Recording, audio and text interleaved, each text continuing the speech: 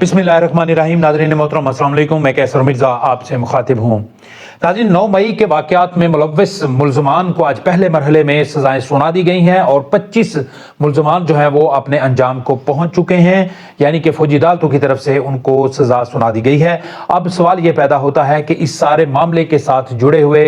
अहम किरदार जिसको अफ़वाज पाकिस्तान की तरफ से मरकज़ी मुल्ज़म करार दिया जाता है, यानी कि इमरान खान साहब, तो क्या उनके खिलाफ भी फ़ौजी ट्रायल होगा या उनके साथ कोई दरमियानी रास्ता निकाल कर उनके साथ को कंप्रोमाइज़ कर लिया जाएगा? आज के प्रोग्राम में इस पर भी बात होगी। दूसरे हमारा आज का अहम मौजू है कि जिन मुल्ज़मान को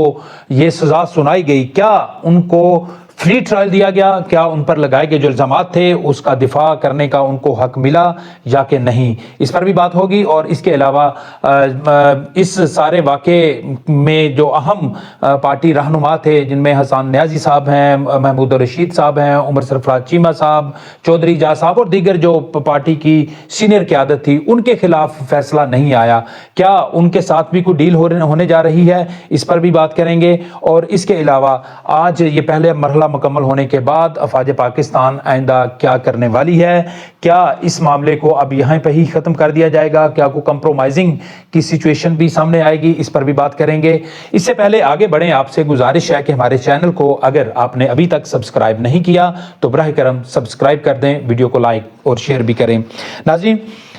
9 मई पाकिस्तान की तारीख का बड़ा एक अहम वाक़या था और इसमें पूरे मुल्क में जो मिलिट्री की तनसीबात हैं उस पर अटैक्स होते हैं। और अटैक्स होने की बुनियादी वजह यह थी कि इमरान खान को जब कैद कर लिया जाता था, उनको अरेस्ट किया गया और उसके फिर रद्द अमल में PTI के कारकुन मुल्क भर में बाहर निकले और जहाँ जहाँ पर भी उनको फौजी तनसीबात मिली उस पर उन्होंने अटैक किया। अब इस वाक़या को पाकिस्तान की तारीख का एक अंदोनाक वाक़या करार दिया गया और उसके बाद पूरे मुल्क में PTI के कारकुनों की पकड़ धकड़ शुरू हुई। फिर PTI के मरकजी रहनुमा भी गिरफ्तार हुए। बहुत से रहनुमाओं को बाद में छोड़ भी दिया गया जिन्होंने पार्टी से अलहदगी इख्तियार कर ली या सियासत से वो तौबा ताइब कर गए। इसके अलावा बहुत से ऐसे मुल्ज़मान थे जिस पर मिलिट्री की तरफ से कोई कंप्रोमाइज़ नहीं किया जा रहा था और उनको अरेस्ट किया गया।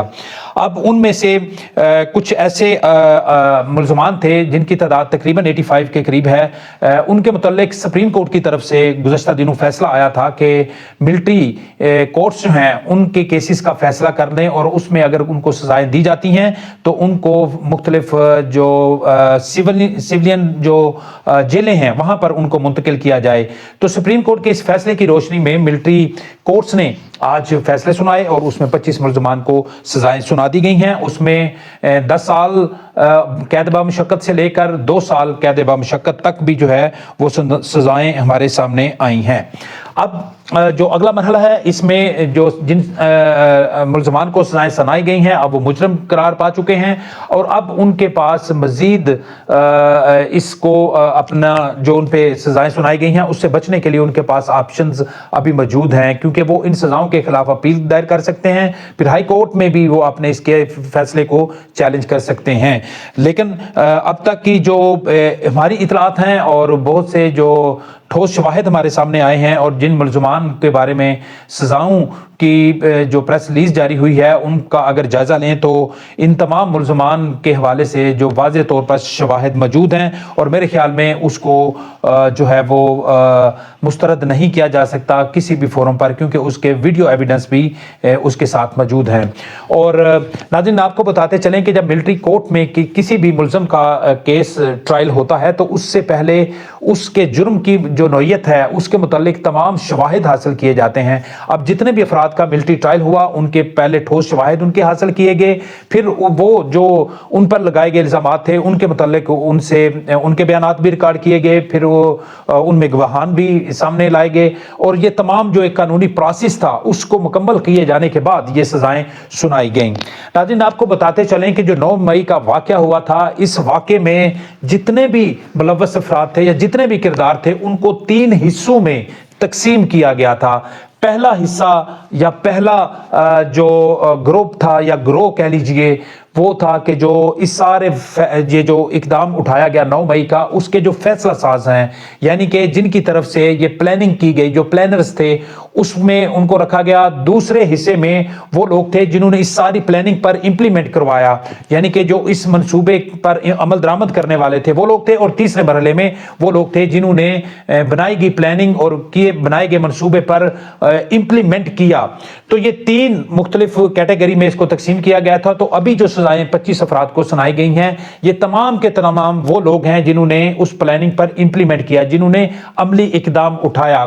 کسی نے جو بھی جلاؤ گھراؤ ہوا یا اٹیکس ہوئے، اس میں جو انہوں نے عملی طور پر اس میں حصہ لیا تھا، یہ ان کے خلاف سزائیں ہیں۔ اب سوال یہ پیدا ہوتا ہے کہ کیا جو باقی جو لوگ تھے، جو مین مرکزی کردار تھے، ان کا مستقبل کیا ہوگا؟ تو اس حوالے سے مختلف آراء ہمارے سامنے آ رہی ہیں۔ ایک آراء یہ بھی سامنے آ رہی ہے کہ افواج پاکستان کی طرف سے یہ ایک اقدام اٹھا کر افواج پاکستان کے اندر اور باہر یہ ایک میسج دے دیا گیا ہے کہ 9 مئی کے ملزمان کو کیفر کردار تک پہنچایا گیا ہے اور ان کو سزائیں سنا دی گئی ہیں، اور اب شاید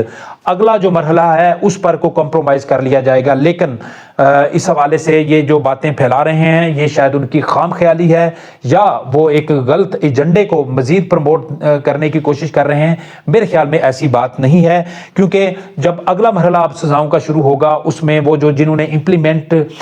کروایا ہے وہ لوگ اس میں ان کو سزائیں سنائی جائیں گی، اور اس میں پارٹی کے جو سینئر قیادت ہے، جو اس وقت افواج پاکستان کی حراست میں بھی ہیں، اور جو سیولین جو ہیں جو حکومت ہے ان کی حراست میں بھی ہیں، تو ان کے خلاف اگلا مرحلہ جو ہے وہ شروع ہو جائے گا، اور اس میں کسی قسم کے کمپرومائز کی جو بات ہے وہ قطعی طور پر جھوٹ پر مبنی ہے، اور ایسا ہوتا دکھائی نہیں دے رہا۔ اس کی بنیادی وجہ یہ ہے کہ جب یہ واقعہ ہوا، اس پہلے دن سے لے کر آج تک کبھی بھی افواج پاکستان کی طرف سے نہ کسی میٹنگ میں، نہ ہی کسی جو ان کی آپ یوں کہہ لیجئے کہ جو ان آفیشلز میٹنگز ہوتی ہیں، اس میں بھی کبھی اس بات کا نہ اظہار کیا گیا ہے، نہ تذکرہ کیا گیا ہے کہ اس سلسلے میں کوئی افواج پاکستان کی طرف سے کمپرومائز کیا جائے گا۔ تو اب دوسرا عمل جو ہے، مرحلہ جو ہے وہ جلد شروع ہو جائے گا، اور مزید لوگوں کو جو ہے وہ سزا ملے گی۔ تو اس حوالے سے ناظرین، جو غلط پروپیگنڈا کرنے والے جو افراد ہیں، ان کی جو باتیں ہیں اس کی نفی کرتی ہے آج کی پریس ریلیز، جو پریس نوٹ جاری کیا گیا ISPR کی طرف سے۔ اس سے اس معاملے کی حساسیت کس حد تک ہے وہ میں آپ کو بتاؤں گا۔ صرف اس پریس نوٹ کے 3 پیرے میں آپ کے سامنے رکھوں گا، پھر اس کے بعد آپ خود اندازہ لگا لیجئے گا کہ افواج پاکستان 9 مئی کے واقعے میں کس حد تک جو ہے وہ کسی کے ساتھ کمپرومائز کرنے کے لیے تیار ہوگی۔ پہلی پریس ریلیز جب جاری ہوئی اس واقعے کے بعد، اس میں بھی ہم نے دیکھا کہ اس میں بھی افواج پاکستان کی طرف سے واضح اور کلیئر کیا گیا کہ اس واقعے میں جو ملوث ہیں، جو فیصلہ ساز ہیں، فیصلے پر امپلیمنٹ کروانے والے ہیں یا یہ جرم کا ارتکاب کرنے والے ہیں، ان سب کو جو ہے وہ سزائیں ملیں گی۔ تو آج کی جو پریس ریلیز جاری ہوتی ہے ناظرین، تو اس میں میں آپ کے سامنے جو تحریر پڑھنے جا رہا ہوں، اس میں یہ تیسرا پیرا ہے جس میں کہا گیا ہے کہ متعدد ملزمان کے خلاف انسداد دہشت گردی کی مختلف عدالتوں میں بھی مقدمات زیر سماعت ہیں۔ صحیح معنوں میں ان مکمل انصاف اس وقت ہوگا جب 9 مئی کے ماسٹر مائنڈ اور منصوبہ سازوں کو آئین کے مطابق سزا مل جائے گی۔ اب اس جملے کی طرف اور اس کی حساسیت کی طرف ذرا غور کر لیجئے۔ یہ انڈیکیٹ کرتا ہے کہ یہ جو آج والی سزائیں ہیں یہ فائنل نہیں ہیں، یہ اس پہ کوئی فل سٹاپ نہیں لگا، بلکہ آج کے بعد اس پہ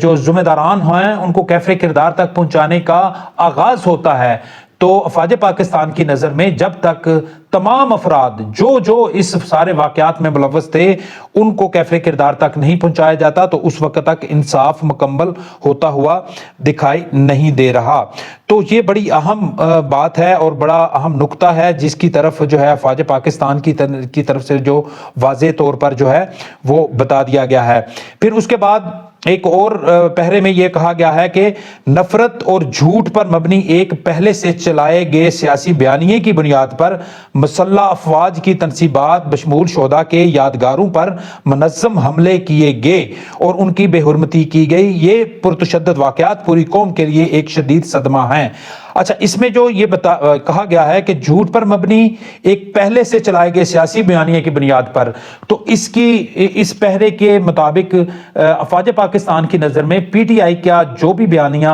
जो पहले से चल रहा था वो झूठ पर मबनी है, वो कतई तौर पर उसको ऑन करने की पोजीशन में नहीं है। इसमें भी